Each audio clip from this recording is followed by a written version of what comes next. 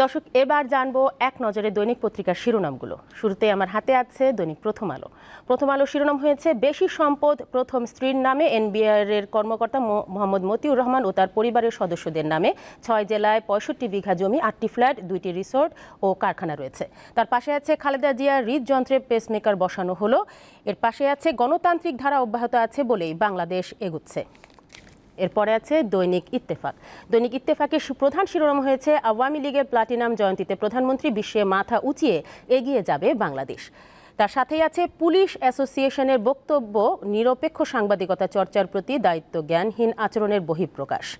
তার পাশে আছে 3 প্রভাবশালীর প্রশ্রয়ে এত বেপরোয়া মতিউর। এরপরে আমার হাতে আছে দৈনিক সমকাল। দৈনিক সমকালের শিরোনাম হয়েছে সরকারি চাকুরের সম্পদের হিসাব যেন কাগুজে নিয়ম। এরপরে আছে ভেস্তে গেছে মন্ত্রী এমপিদের সম্পদের হিসাব নেয়ার উদ্যোগ। এর সাথে আছে বাঙালির যা কিছু অর্জন সবই আওয়ামী লীগের নেতৃত্বে প্লাটিনাম জয়ন্তীর আলোচনা সভায় বলেছেন প্রধানমন্ত্রী শেখ হাসিনা।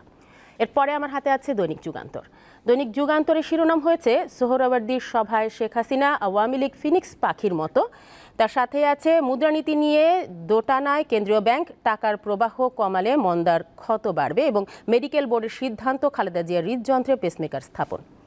এরপরে আছে দৈনিক কালের কণ্ঠ। কালের কণ্ঠের শিরোনাম হয়েছে বেনজিরের অব্যাহতি আবেদন নাকচ। তার নিচে আছে দেশ ছেড়েছেন ছাগলকাণ্ডের মতিউর, ওয়াকফ জমি দখল করে গড়ে তোলেন লাকি পার্ক। এবং সাথেই আছে বাংলাদেশের যত অর্জন তা আওয়ামী লীগের হাতেই, দলের প্লাটিনাম জয়ন্তীর অনুষ্ঠানে সে বলেছেন প্রধানমন্ত্রী শেখ হাসিনা।